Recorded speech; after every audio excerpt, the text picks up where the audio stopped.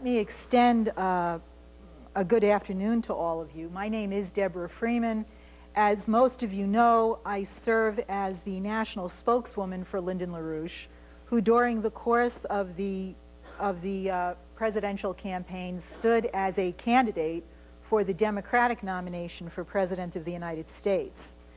Today, Mr. LaRouche is, without question, the most prominent living economist among us, and he does also serve as a founding editor and a frequent contributor to Executive Intelligence Review magazine, which is sponsoring today's seminar. Today's event is the second of three major addresses that Mr. LaRouche is making in the aftermath of the U.S. presidential election. I think that you will see by the content of his remarks that the address is in fact designed for an international audience. As we speak here today, it is being broadcast live over the internet, and it is an address that we will continue to rebroadcast from Mr. LaRouche's website, www.larouchespeaks.com, as well as EIR's website, which is www.larouchepubs.com. Mr. LaRouche will obviously be addressing today the international crisis that has exploded rapidly in the aftermath of the U.S. presidential election. He will be addressing some of the most important issues that have developed both inside and outside the United States. When he is done with his presentation, we will open the floor for questions. Let me just mention to you now that we will be taking questions in three different formats. We will be taking questions from the live audience. We have questions that are being submitted via the internet, and we do have questions that will be telephoned in from various places around the United States and around the world. We will have ample time for everyone to ask their question, but I hope that you will bear with me as we rotate between these various formats. Now, without any further introduction, I would like to present to you Mr. Lyndon LaRouche. Lynn? Thank you. For many leading circles in the world today, the question is no longer who is going to be the next president of the United States, but what will the next president, whoever he is, become. The problem is that you may not see it, but you certainly should be able to feel it. The greatest crisis in modern history, at least in the past 2 centuries, is hitting the United States and the world right now, especially the United States. And this crisis is sitting on the White House steps, sitting like the ugliest monster, the hairiest monster you ever saw, waiting to greet the next president when he arrives at the White House door. The problem is that at present, the United States, its political system, is almost totally unprepared to deal with reality. The mess in the Congress, the mess in the presidential elections, has given us 2 candidates, one who can't think and the one we hope will not try to think, as the contenders for the presidential selection. The selection is not over. The Electoral College process has to be gone through, as I'll deal with that. The Congress has to be dealt with before a next president is actually selected. And the on-rising crisis is going to weigh heavily in the minds of people in the Electoral College, in the Congress, and elsewhere, who have to deal with finally determining who is going to be the next president. The problem at present is that imagine that you have one of the 2 known cases selected as president with their known incapabilities and their lack of attention during the entire campaign to any of the major issues which are going to confront the world through this present financial crisis and related things now. Not one of them during the campaign made any reference to a financial crisis. Not one of them during the campaign made any reference to the real issues of the lower 80% of our population. And now suddenly they're going to go into a congressional setting in which nobody really knows what to do, and worse, nobody wants to know what to do, because all of them have come in with their prefixed agendas. They're like a pair of guys, lunatics, sitting with sawed-off shotguns, holding the members of a couple family hostage and trying to blackmail the government into giving them something they want as the price for not shooting those hostages, who they'll probably shoot anyway. That's the situation of the political machines which are coming into Washington, both on the Gore side and the Bush side.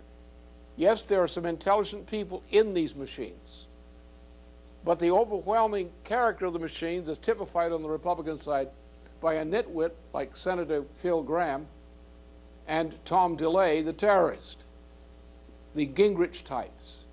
These types will not listen to reason. They have an agenda. They're determined to ram it through at any price. And that you have on the Democratic side some of the same kind of thing. While you have intelligent people in the Congress, and will have in the next Congress, the question is, will the next Congress be capable of returning a vote in favor of any of the kinds of legislation which will be needed? Or instead, lacking the ability to make law, faced with a situation which the president cannot make law because the Congress won't agree to it, no sensible laws can be passed, what happens then is there's a tendency to go to methods of dictatorship, sometimes called euphemistically crisis management, which means that the U.S. and other governments will create crises, create a crisis, in order to force a crisis management decision upon the president and other institutions. That is dictatorship. And that's the great threat. A United States, which is presumably a superpower, the Ozymandias of our time, faced with a situation where it pretends to rule the world but is incapable of effectively governing itself, and lashes out like a wild, desperate beast trying to get the world to obey when it doesn't even know what it wants to do. That's the situation which should frighten us. It's a situation which is frightening people around the world. Now, I'm, as you know, in touch with circles from many parts of the world, in Asia, in Eurasia generally, South America, as well as in our own country. I'm hearing what they're saying and what they're thinking. Very little of it gets across into the U.S. news media. Almost none gets on the lips of the politicians, though I do know there are people in the White House and elsewhere who are seriously thinking. But the majority of the American people, the institutions of government and politics, are not thinking. Maybe some people are thinking, but are not enough to do the job. Now, given this situation of a crisis-stricken government which cannot face the realities it must face and make the decisions it must make, what kind of a world do we have?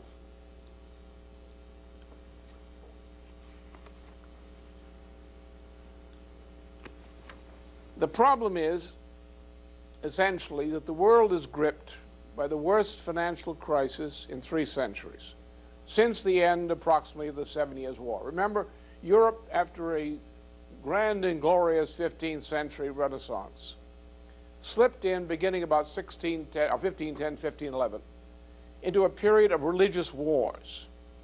Religious wars dominated Europe until the Treaty of Westphalia in 1648. Following that, with the coup in England by William of Orange, we had a series of wars, concluding with the 7 Years' War in the early 18th century. So therefore, we had a period of about 2 centuries of chaos in European history affecting the United States, which we came out of, with other troubles to follow. But we have not had, since the end of the 7 Years' war. We have not had in European civilization, as globally extended, the kind of crisis we now face. And we have a situation in which typically among politicians, the question will be, how is the market going to react to this? Politicians are not thinking, they're saying, let's make the market happy. If the market goes up tomorrow, that means it's happy. Therefore, we've done the right thing. Let's not do anything to make the market unhappy. And the market is one of those hairy beasts sitting on the White House steps and the steps of the Congress, which is trying to, threatening the next president and Congress coming in. To get a picture of the issue, I turned to a comment yesterday, from one of the leading newspapers in Europe. It's a Danish newspaper, Berlingske Tidende, which compared the situation in the elections in the United States today to the kind of decision that was made by Judge Taney, Chief Justice of the Supreme Court Taney, in 1857, the so-called Dred Scott decision. Now, the Dred Scott decision by Taney caused the Civil War. And the Berlingske Tidende compares the behavior of the Supreme Court today with emphasis on the person of Justice Scalia, Antonin Scalia, to the behavior of Judge Taney in the Dred Scott decision of 1857. Now, that report in that press, which is an article which came out of the United States, I understand, by a US-based reporter, is accurate as far as it goes, but it doesn't go far enough. If we want to understand the implications of what Justice Antonin Scalia represents in his role in the current intervention into the election process, we have to compare him and his co-thinkers to a fellow called Carl Schmitt, a famous romantic professor of law and an official of the German government in the 1920s and early 1930s. It was Carl Schmitt, with his emergency law provision, which was used with Schmitt's personal approval to bring Hitler into consolidated dictatorial power in Germany. Now, Schmitt was a follower of a fellow called Savigny, but Schmitt was unique in the sense that he believed, along with others of that century, that his faction in history makes revolutions, then creates a state based on the revolution, and that law is merely the dictate imposed upon society by the state controlled by those revolutionaries. In that sense, Carl Schmitt argued that it is not the law, such as constitutional law, or the principle of natural law, such as the general welfare, which should determine what the state should become. Remember, our Constitution, as expressed in the first 3 paragraphs of the Declaration of Independence, was a declaration of a new type of nation, but based on a principle of European civilization called the general welfare. That is, that no government has the authority to rule except as it is efficiently committed to promote the general welfare of all of the population and its posterity. That's a government based on law. And our Constitution was framed very carefully by some very thoughtful people to give us a form of government in which the laws would conform to that principle of the general welfare. Now, Scalia is a fellow who rejects the idea of the general welfare. I was just reading the other day a speech he gave to Catholic University in Washington, D.C. on the subject, 1966, which he explicitly outlaws the fundamental principle of the U.S. Constitution, the principle of the general welfare. And read the first 3 paragraphs of the Declaration of Independence. Compare that with the preamble of the Constitution. Compare that with the arguments and discussions which filtered out of the forming of the Constitution. Look at the revolution which carried out this general welfare principle, the Civil War, led by Lincoln. Think of the revolution that Roosevelt made to get us out of the Depression and through World War II, and to lay the foundations for an economic recovery of the United States and Western Europe, over the period 1945-1965. This was a government based on a principle of law called the general welfare. The function of government is to recognize that every person is sacred, as made in the image of the Creator. And therefore, government must treat all its people accordingly, to develop them, to nurture them, to ensure their rights, to ensure that they have a posterity of that quality. That's our law. And our notion of government is based on that principle of law, the principle of the general welfare, or what is otherwise called the common good.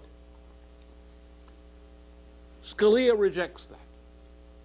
The so-called conservative majority, present majority of the Supreme Court, has repeatedly rejected that.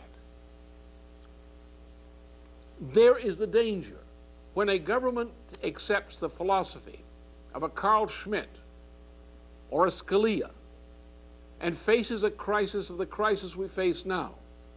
You face a situation, as in Germany at the beginning of the 1930s, in which someone who thinks like Scalia today or Carl Schmitt then puts a Hitler into power.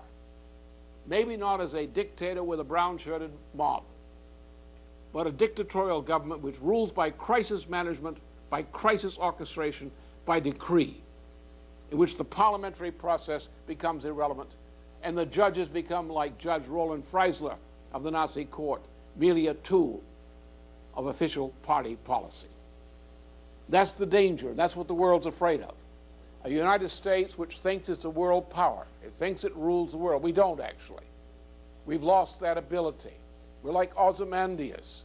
We rule the world, but the parts of us are scattered in the sand, and it's a desert sand at that. Scalia's actions, in his personal concurring action in intervening in the recent Supreme Court intervention into the Florida case, has turned what was merely an election crisis into a constitutional crisis. By basing his argument, if his argument is shared by the majority of the Supreme Court, then we will have overthrown the Constitution of the United States by this action, because we will have denied the principle upon which the authority of our government depends, the authority of the general welfare principle, as set forth very clearly in the first 3 paragraphs of the Declaration of Independence and affirmed clearly in the preamble of our Constitution, which is the fundamental law of the United States, which the Justice Scalia does not accept and others do not accept. So he's turned an election crisis, which we could have solved, into a constitutional crisis. As a result of his actions inside the U.S., the situation is becoming dangerous, not only for our own citizens, but for a world in which we have mass murderous lunatics by Zbigniew Brzezinski running loose. Given the situation in the Congress and the extremely poor quality of the 2 leading presidential candidates, and given the fact that no one will ever know, probably, who actually won a legitimate vote in which one was one of the most corrupt elections in recollection, we're at the brink of a situation in which the lack of the Congress to react effectively to successive crises will degrade the United States to ruling by crisis management and matching decrees, rather than by action fit to be described as law. That's the implication of what Scalia has done in his concurring opinion on the question of the stay of action in the recent Supreme Court case. If that action is continued on that philosophy, then the Constitution of the United States is in danger. And I would hope that some of us can persuade, directly and indirectly, some of the justices of the Supreme Court to repudiate that. Not as a matter of determining who should win the election, the designation as president-elect, but simply as a matter of preserving the process of law in the United States as our Constitution and Declaration of Independence define that principle of law. Scalia is important not only because he's been an increasingly influential figure on the federal bench, but because he represents in the most shamelessly frank way a philosophy of law which is contrary to every principle for which the heroes of our national past have fought and died. He is, in point of fact, worse than the Germany's Carl Schmitt, the Schmitt who played a key role in putting Hitler into power in Germany, because his version of nominalist law is even worse than that of the Nazis. The Nazis were constrained to bend to the influence of what they regarded as German custom, at least up to a point. With Scalia, no such constraint of custom exists. No perception of custom exists. So this fellow is worse, Scalia, in his philosophy of law than either Schmitt or the chief judge of the Nazi system, Judge Freisler.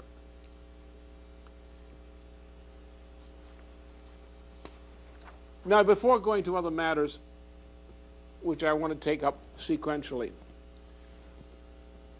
let us put to one side the issue of who should be designated as the President-elect of the United States. I say that for the purpose of this discussion, of the constitutional discussion, forget that. Right now, it makes no difference if Scalia's law or similar law determines who the President of the United States is going to be. We're not going to have much of a government anyway. And neither of the candidates is worse sharks anyway. One is just worse than the other. Pick one, the other one's worse. Either way, both ways. We should not be tied up with a fantasy, like a football fan fantasy, of trying to say which guy is going to win the position of President-elect. That is not the question before us. The question before us is what kind of a presidency and president are we going to create out of this crisis? Now let's just look at this election for what it really is. This was the most hypocritical and corrupt piece of hypocrisy ever seen. And the issue of voting rights, as raised by both candidates and also by the Supreme Court, is a farce at the best. Had the representatives, for example, in the case of Gore, had the representatives of Vice President Gore and the federal court not acted as they have done to overturn the 1965 Voting Rights Act, the situation which arose in Florida would not have happened. It was a long-standing adversary of mine and of the Voting Rights Act, Don Fowler, a Democrat of South Carolina, who in 1966 took the first step to nullify the Voting Rights Act.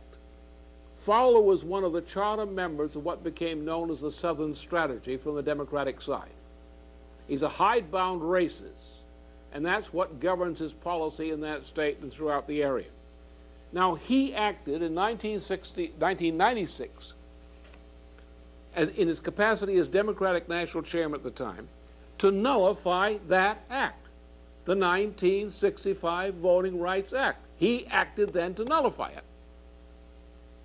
At that time, Fowler did this in the interest or for the convenience of Vice President Gore's year 2000 presidential ambitions. Later, it was the Democratic Party officials working for Gore in 1999 who pushed the federal court to officially, formally nullify the Voting Rights Act.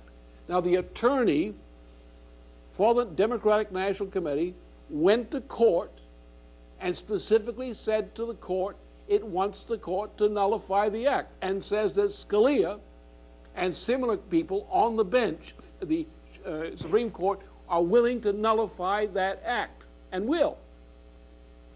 They succeeded. Judge Sentell, one of these Southern strategy types of judges in the system, supported Al Gore's candidacy to nullify the act.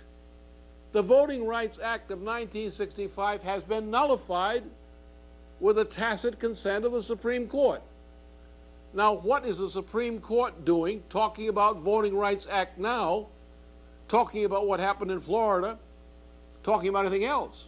Now, for example, in the case in Florida, we had a great number of citizens who, according to the evidence submitted, it has to be tested, but it was submitted, that a company working on behalf of the governor of Florida made an investigation to try to determine what kind of unqualified voters might be trying to vote in the next election.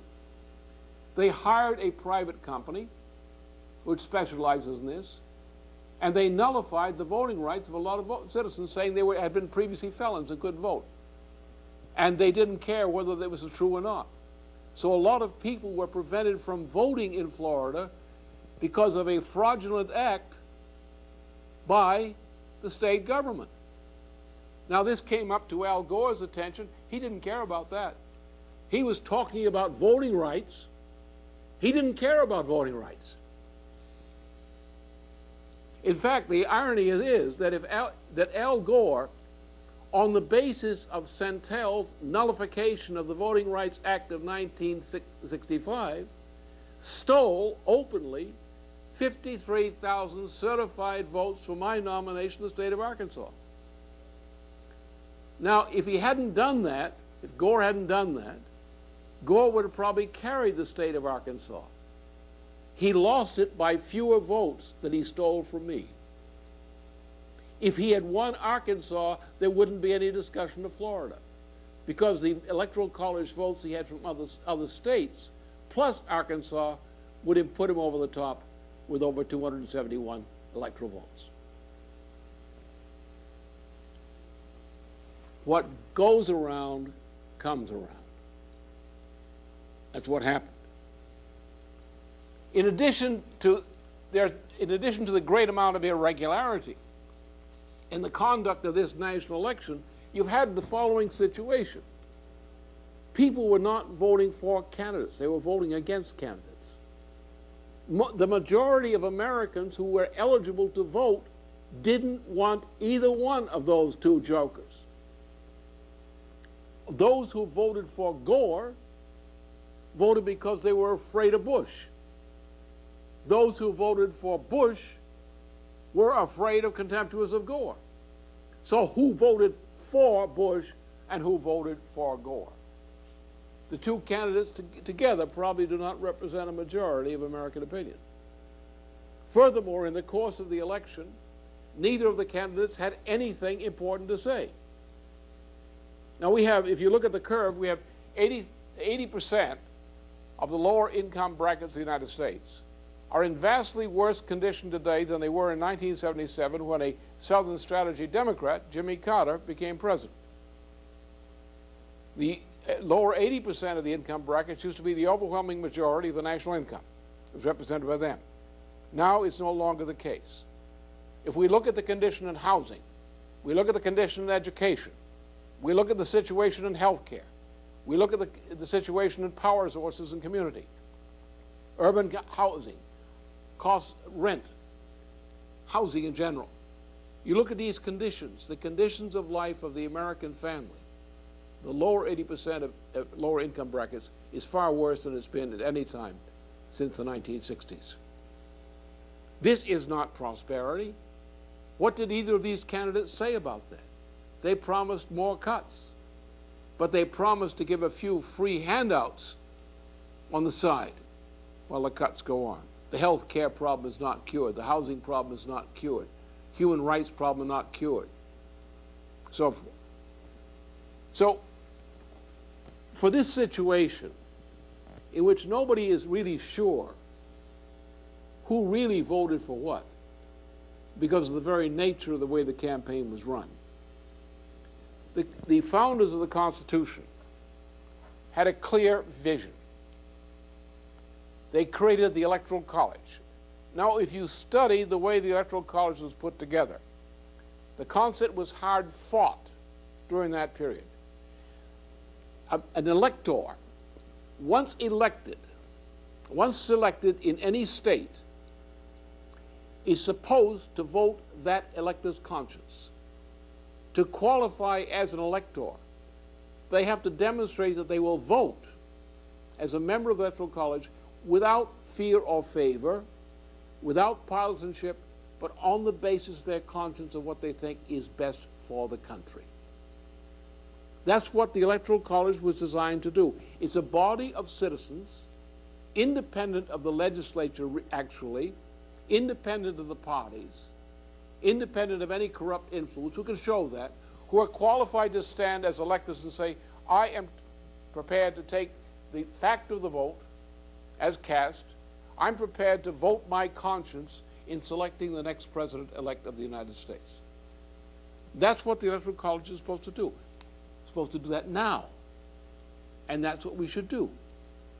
We should simply insist that the Electoral College, as followed by the Congress, who follows up on whatever the Electoral College does, should simply determine, on the basis of its conscience, taking all facts available to it into account, to say who should be the President-elect of the United States. And on between January 3rd and 6th, they should report that to the Congress. And the Congress should take that finding by the Electoral College and act upon it as the Constitution specifies. If there are objections in the Senate or the House, they should be heard. And finally, of course, the thing goes back to the House of Representatives to make the final determination.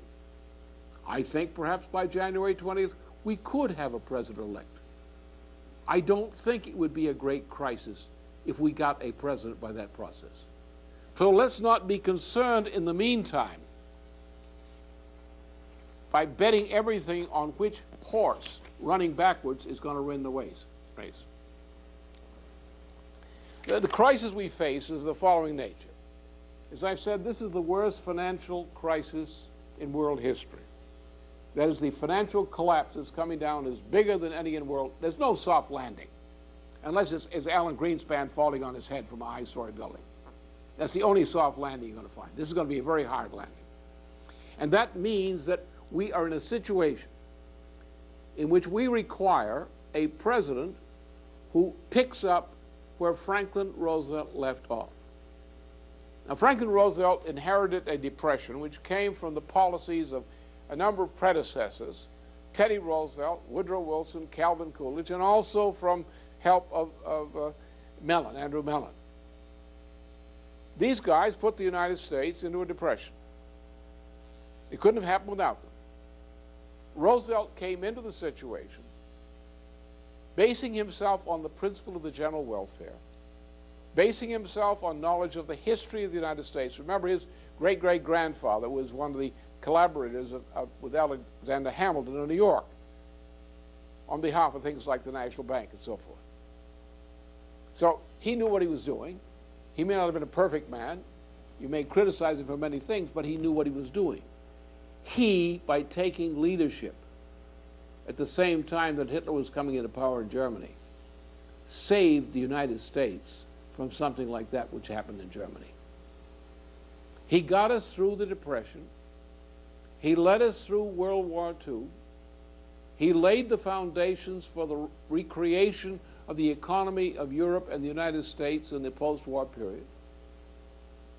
He represented from 1933 to 1965 one of the great success stories in American history. There were a lot of faults, a lot of things wrong, granted. But the net effect was that the condition of life of the American people got better. The welfare of people in Europe, Western Europe, got better. The world had a better chance.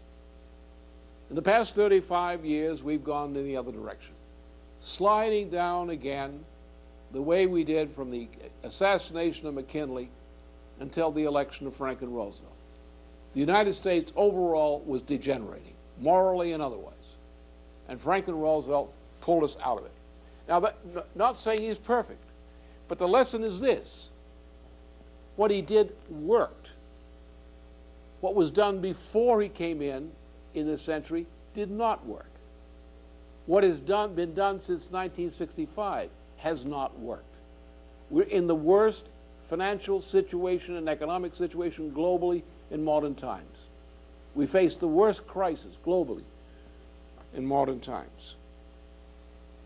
And therefore, at this point, we have to go back to Franklin Roosevelt not as a perfect model of what we should do, but as an object lesson in history of what this country can do under its Constitution, with its tradition, both to solve our problem here at home, to put our nation back together, to bring justice back to people who are denied justice, and to enter into forms of cooperation with the rest of the world which are to our mutual advantage, those nations and our own. That's essentially what we have to do. Now, in order to do that, we have to recognize that we couldn't have gotten here simply because we had bad politicians. Because over the increasing over the years, the past 35 years, the American people have gone nuts. For example, I mentioned earlier, market. How many people say, you've got to keep the market happy? You've got to vote the way you must vote to keep the market happy. You've got to keep the NASDAQ up. You've got to keep the Dow up. You've got to keep the shareholder value up, even if it means killing people, taking away their health care and everything else. It's insanity. We saw this kind of insanity before in European history. In the beginning of the 18th century, remember there was the John Law bubble in France, which bankrupted a lot of people in France. There was a similar bubble, the South Sea Island bubble, in England. It bankrupted a whole class of people in England. We saw in the end of the 1940s in the United States what was called the Pyramid Club scandal, where people acted like maniacs, insane maniacs, about what their Pyramid Club letter was going to do for them. The same thing is happening today. People are talking about their stocks. Their stocks. We have no economy. We don't have power. Power outages are a thing of the present, not of the future. And they're growing. Look at the housing situation. All of these conditions. People say the economy is better off. Now, let's take one little fact. Presently, according to my best estimate, the current account deficit of the United States is running to about a rate of $600 billion a year. In other words, as an economy, we're operating at a big loss, building up a big debt with no prospect of ever repaying it. In the meantime, we're taking in trillions of dollars each year, or have been until recently, into the United States to prime the pump on the Wall Street and other markets. What happens when the U.S. dollar collapses? And a 40% collapse in the dollar is a possibility, in the market is a possibility, a real one. Look at what happened to the NASDAQ. The NASDAQ has gone down about 50% in its index value in a recent period. And it's going to go down a lot deeper. The Dow is also going to go down. The banks are in trouble. And you've got a prosperous economy because the market feels good today, because some jerk from Wall Street told you the market feels good. The Congress is going to do this or not do that because it wants to make the market feel good. What's the market? It's nothing but a big gambling operation. It doesn't produce any wealth. It leaves people in starvation. That's one of the problems. The other problem is we're in what we call a post-industrial society. The United States went into a post-industrial society about 1966, about the same time that Richard Nixon was meeting with the Klan down in Mississippi and so forth, founding what became the general electoral policy of the Republican Party, called the Southern Strategy. And in 1976-77, Jimmy Carter from Georgia became the flag bearer for the Southern Strategy, the racist policy inside the Democratic Party. In 1982, we had the formation of Project Democracy, which was the union of the top layers of both the Democratic and Republican Party, both of whom adopted the Southern Strategy, and they called it democracy. And they try to sell that stuff around the world. You should see the effect of it in Africa, where the genocide is hideous. So these kinds of fads, these myths, which the American people have come to tolerate, they think the Democratic Party is democratic at the top. They don't know the party. They should get acquainted with the party. They think the Republican Party is a democratic organization. They should meet the Republican Party at the top. They should go down to Mexico, to Peru, to Colombia, to Brazil, to Argentina, to Chile, to Venezuela, and meet the Democratic Party abroad. Go to Africa and meet the Democratic Party, the Republican Party. Go into Asia and meet the Democratic Republican Party. You call that democracy? They don't want any more of it. They want freedom. They don't want that. That's the problem. Now, let me just take this one thing, because what happened when people came up with this post-industrial idea, which they pushed through in 1966, it was the first time a change in the budget was made in the Foreign Policy Department, in which it was specified the United States would take into account excess population growth in foreign countries in its foreign policy, economic policy toward countries such as Africa. So actually the policy of genocide was actually introduced as an official policy in 1966 in that small degree. 1974, Kissinger made it official policy of the Republican Party of the government. Scowcroft made it the official policy. With Global 2000, Carter made it the official policy. Genocide is the policy of the United States today. It says that there are too many people in Africa and South America and elsewhere who are sitting on top of natural resources, as Kissinger argued this explicitly in 1974. They're sitting on natural resources. We, pure, whatever, Democrats, will want those natural resources in future generations.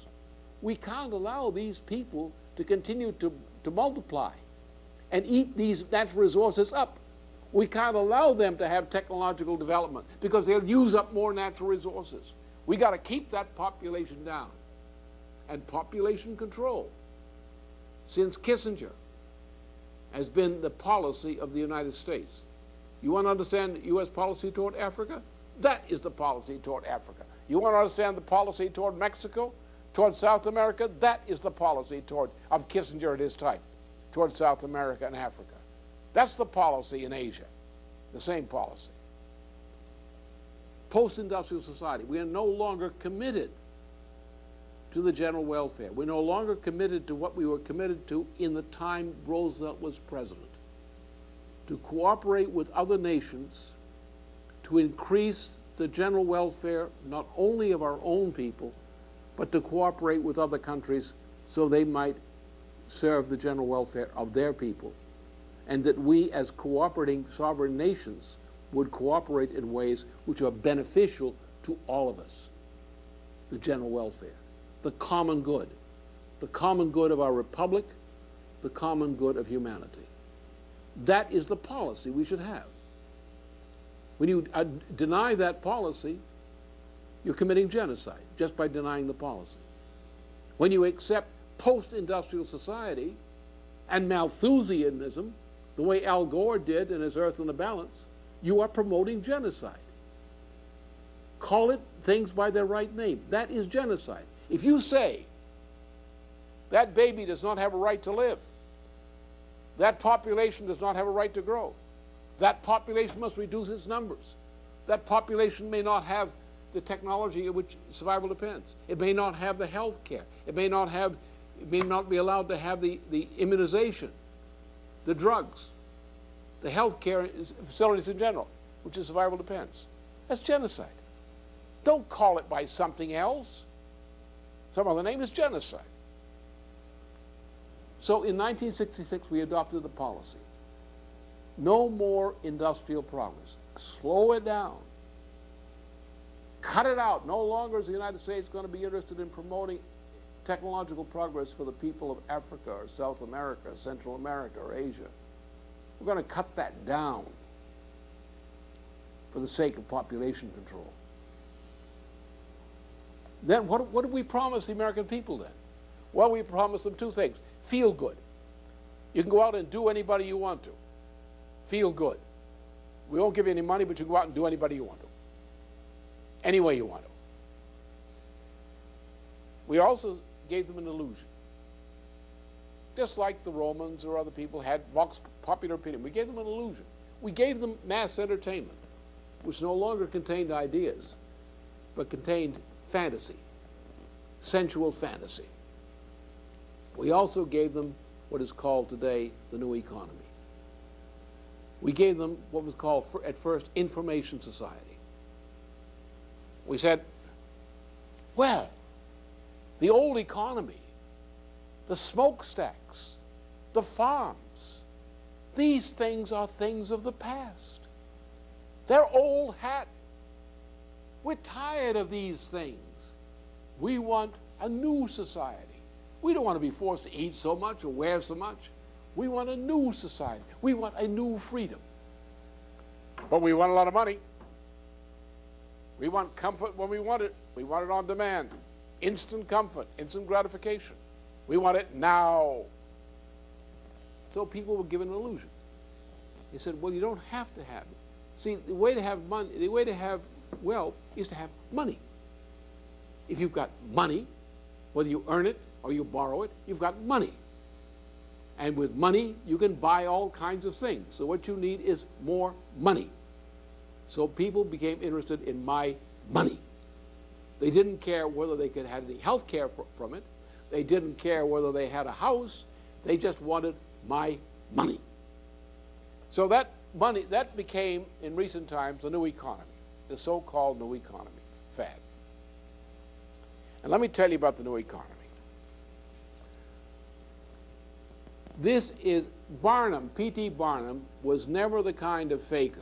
He would never have been as corrupt as the kind of faker who invented new economy, such as the NASDAQ. Couldn't have happened. Now, computers are very useful things, properly used. Communications equipment, which is maybe connected to computers, is also useful.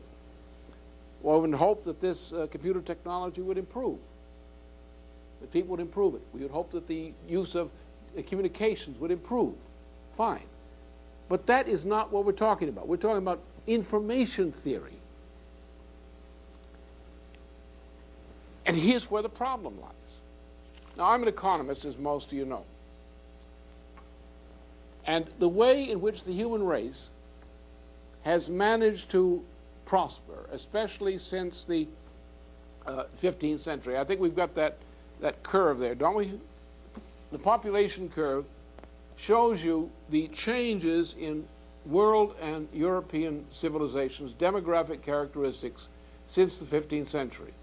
Now, the 15th century Renaissance in Europe had two characteristics, centered in Italy, but it spread throughout Europe. As a matter of fact, the discovery of America was based on that revolution in statecraft. First of all, it created for the first time the modern nation state.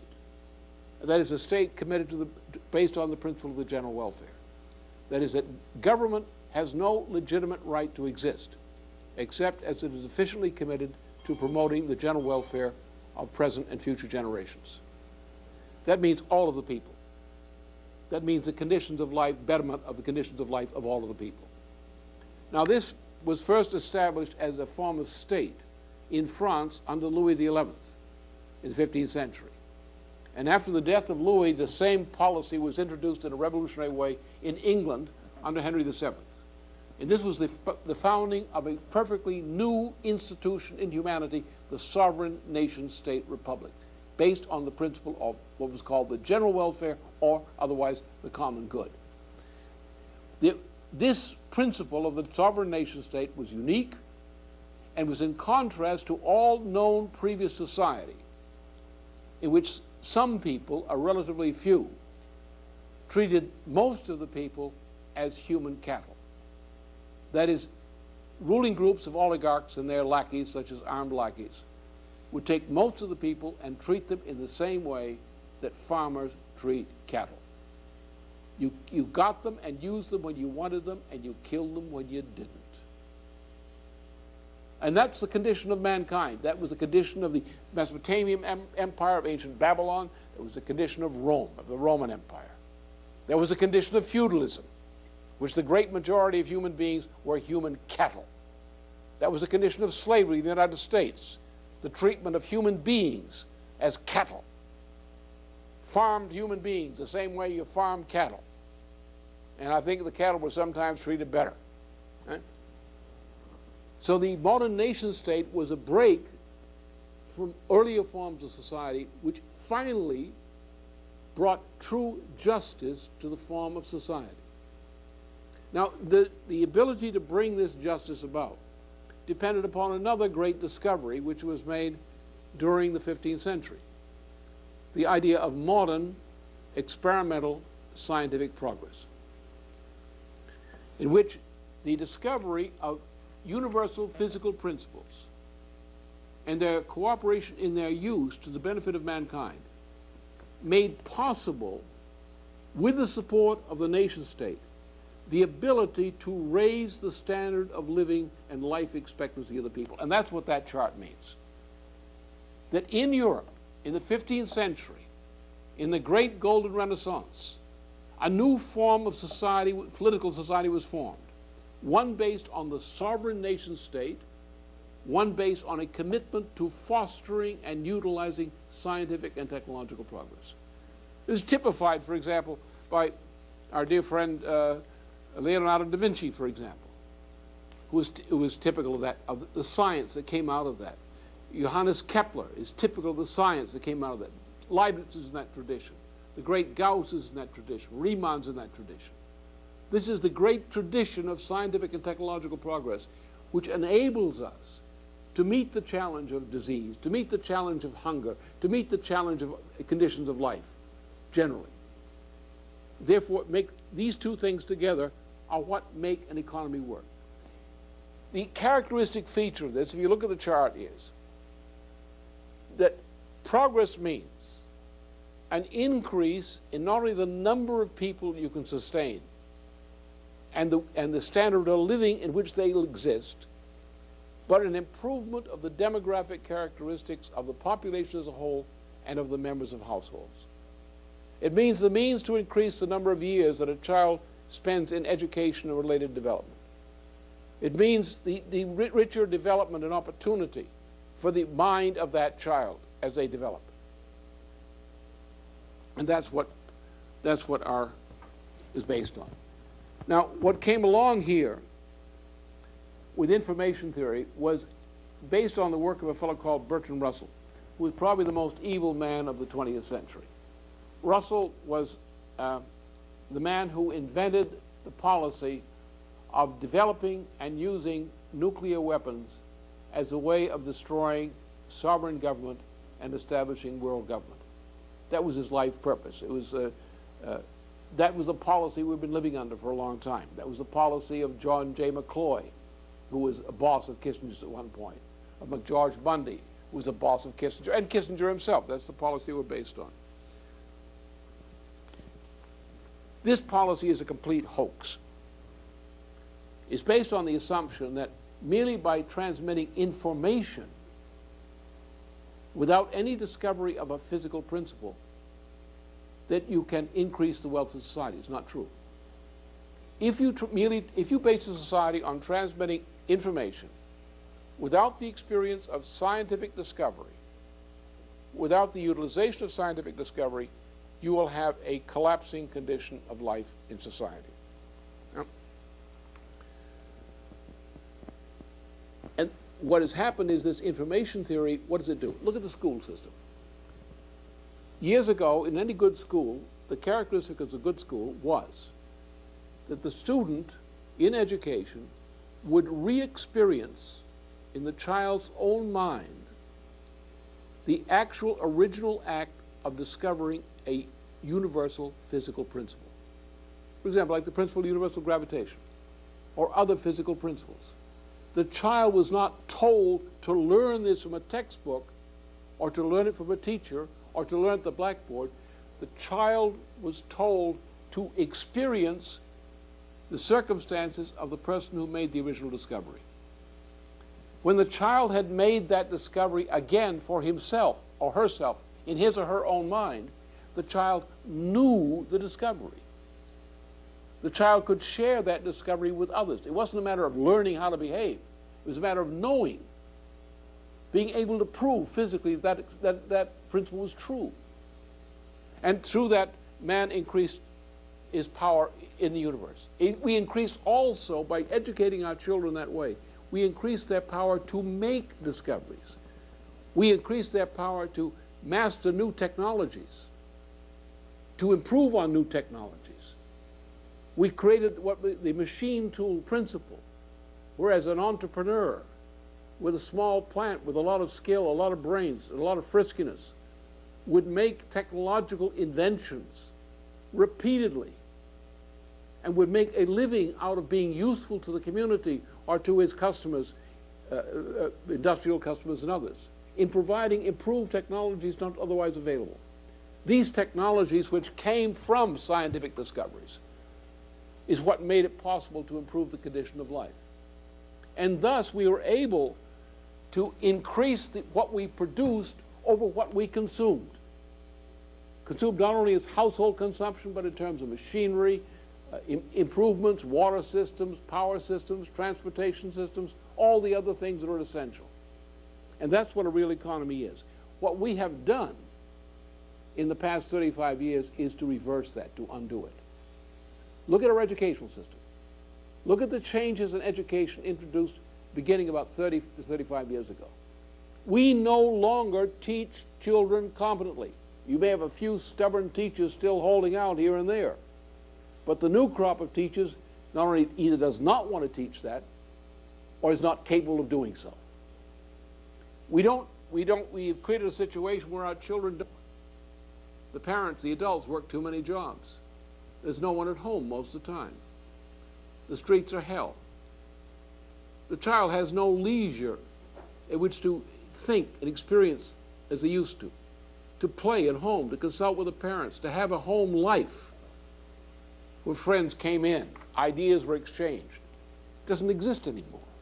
We destroyed it. We destroyed the educational system. Then what did we give our people? We gave them mass entertainment.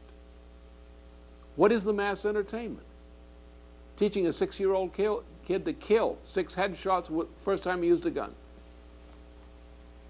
Nintendo-style games like Pokemon, like things like the Columbia assassination, the other kinds of killing.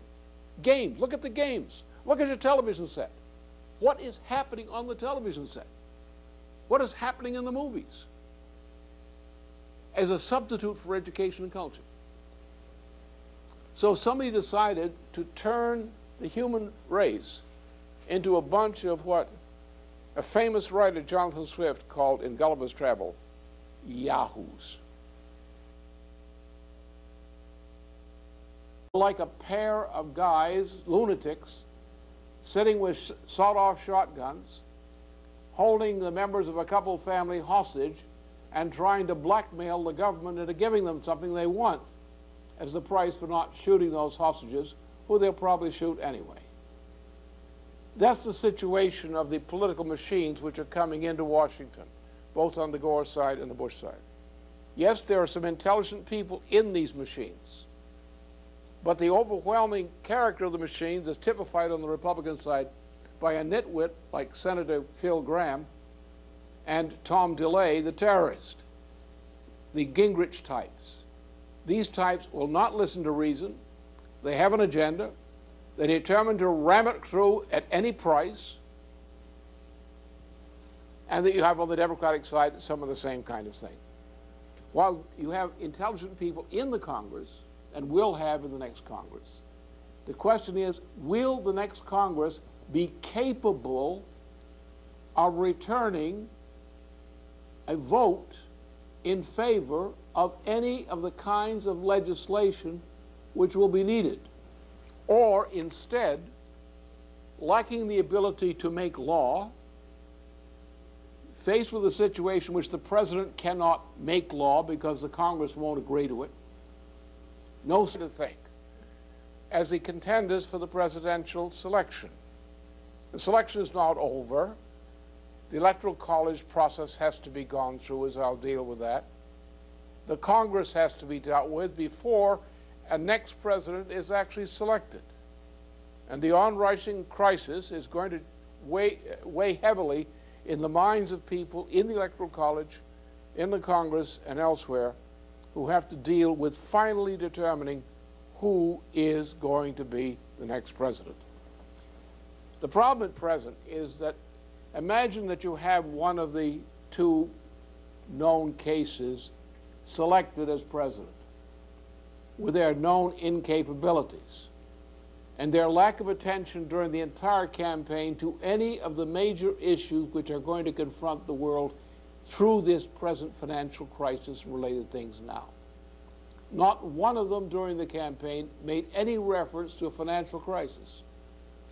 Not one of them during the campaign made any reference to the real issues of the lower 80% of our population. And now suddenly they're going to go into a congressional setting in which nobody really knows what to do, and worse, nobody wants to know what to do, because all of them have come in with their prefixed agendas.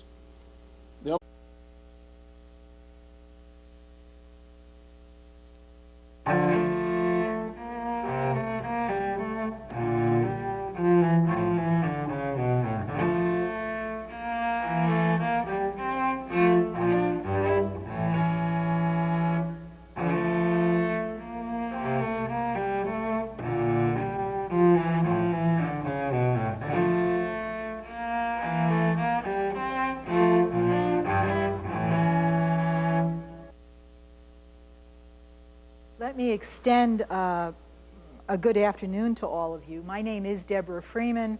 As most of you know, I serve as the national spokeswoman for Lyndon LaRouche, who during the course of the presidential campaign stood as a candidate for the Democratic nomination for President of the United States.